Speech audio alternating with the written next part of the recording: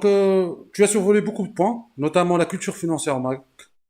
Avant d'entrer dans le vif du sujet, j'aimerais bien qu'on détaille un peu sur ce mouvement qui est en train de se créer autour de la finance au Maroc. Parce qu'on le voit de plus en plus. Les gens commencent à s'intéresser à la bourse, mais on reste encore dans un contexte où les connaissances ou la culture financière n'est pas vraiment au point, elle n'est pas encore accessible à tout le monde. Donc, quelle serait votre vision sur ce domaine et sur ce contexte en général de la culture financière et comment l'améliorer? La culture financière s'apprend avec des gens qui ont déjà la connaissance, qui du coup ont fait des études ou qui travaillent dans les marchés financiers et qui ont décidé pour transmettre de la connaissance, de la diffuser librement et gratuitement.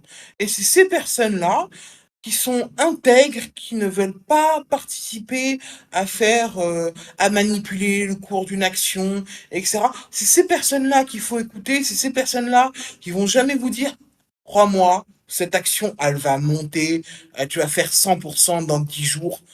C'est sûr. Faut jamais les écouter parce que c'est des belles paroles, c'est des gains, on vous propose de, des mensonges en fait, tout simplement.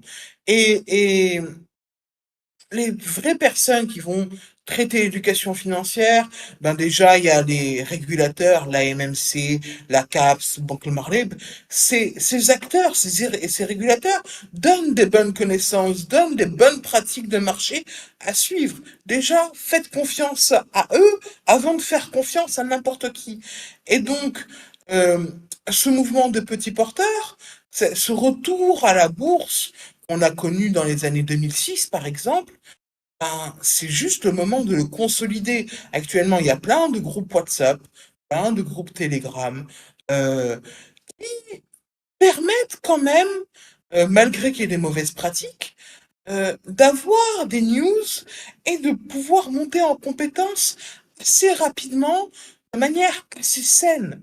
Et c'est ces groupes WhatsApp que, du coup, euh, faudrait agréger en un réseau social. Et c'est cette communauté de petits porteurs, de petits investisseurs, de tout nouveaux investisseurs ou de tout curieux de la bourse, tout simplement, ou de l'économie marocaine, peut venir sur ce réseau social que du coup je suis en train de construire pour apprendre, partager et permettre à l'éducation financière d'intégrer pleinement la société marocaine.